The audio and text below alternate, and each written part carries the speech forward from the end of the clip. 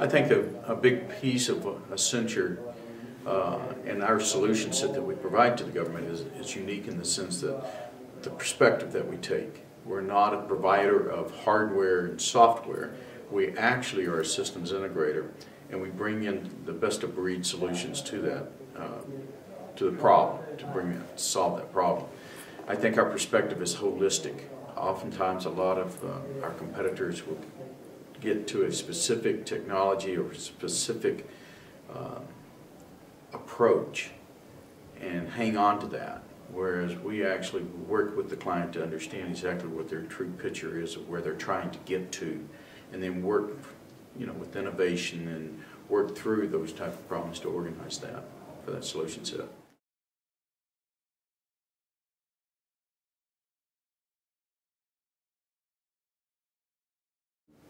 Well, today's presentation that we're going to talk about a little bit about cloud security, and that's tied with CBP's CTO, who's going to talk about cloud transformation. The idea that the cloud is here, it's not going away, it's actually going to grow. This is a $31 billion industry that's going to take off, and it's going to probably grow larger. I think there are things, some of my key points are we need to start looking at data-centric security, not just architectures, but data-centric security. We need to start thinking about trusted supply chains and the idea of trust, of how to build trust around a provider. What does that mean? It doesn't have to be classified, but trustworthy. So we need to start thinking about those terms. We need to start thinking about training. And it's not certification like a CISSP, a CISM, or a CISA type certification, but beyond that, in the skill set of the cyber warrior, we need to start testing and evaluating continuous skills preparation. Most law enforcement and emergency preparedness personnel go through annual training. We need to do the same thing for the cyber staff. The other piece here that I think is important is the acquisition process, and the idea that we need to get that in sync with cyberspace, and the idea that technology changes almost on an hourly basis. Well, we don't even know, our cyber warriors don't even know the next generation of software and hardware that an agency is going to procure. So how do they stay ahead of the threat and the vulnerabilities and the risks? So the idea that we need to take stock and invest in our cyber force, and with personnel in the government actually decreasing, the number of cyber people in the government decreasing because of retirement and things like that, these sage and very smart people that have been for the last 20 years are actually moving on in life. So how do we pick up a pipeline of cyber warrior to keep moving forward, to stay ahead of the threat?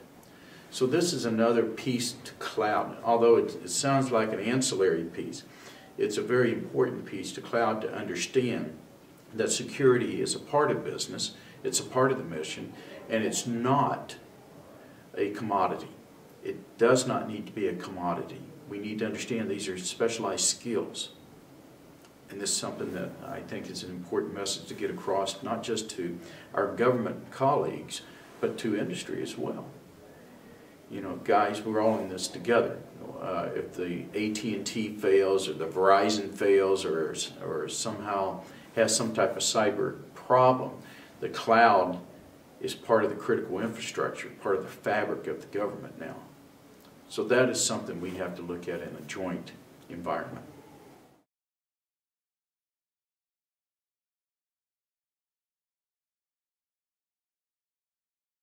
This is one of the best events for business and government to get together. Oftentimes, many of the other type of trade shows or trade activities are very staid and very formal or pretentious. This is one of the few where the government people actually will talk and tell us their problems and tell us their concerns. And the industry guys understand that they're here in an arena of non-attribution, of cooperation and collaborative solution setting. How do we get there? How do we do things? Lessons learned. What are the lessons learned? And it's interesting, this session we actually had somebody from Canada, Canadian government, and he's been telling us things about here's how we're doing it there. And I think it's kind of very helpful for not just the government but for industry to actually understand the government's perspectives and understand the requirements that are coming down the path where we can actually help shape solution sets for them as well.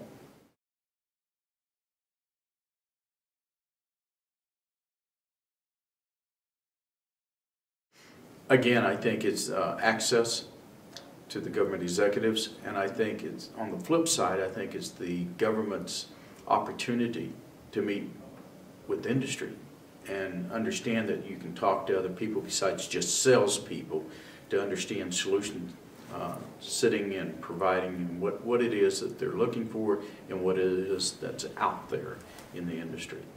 Oftentimes they get into the office and they're bombarded with companies and bombarded with meetings to where they can't really focus. This is one of the few venues where we can actually focus on each other and take priority in each other to understand what's out there.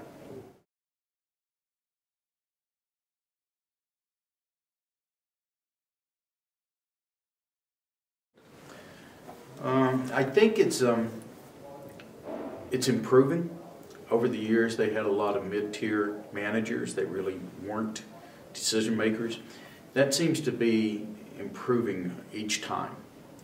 I'm looking forward to the next one. I think that we're getting to the point to where program managers, project managers, leaders, decision makers are part of GTRA and coming together to help find those solution sets.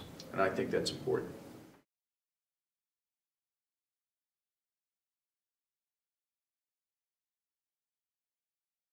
Come attend and participate, be part of it, get involved with the roundtables, meet the people. The government employees are very open to meeting you. Collaborate with your other companies that are here present to understand what capabilities they have. It gives us a great opportunity to form partnerships, do business strategy together to go after RFPs and to go after pieces of government type work. This also gives us a great opportunity for the government people to say, have you talked to this company, have you talked to that company, and understand the lessons learned of where they're doing things and where they're going with it.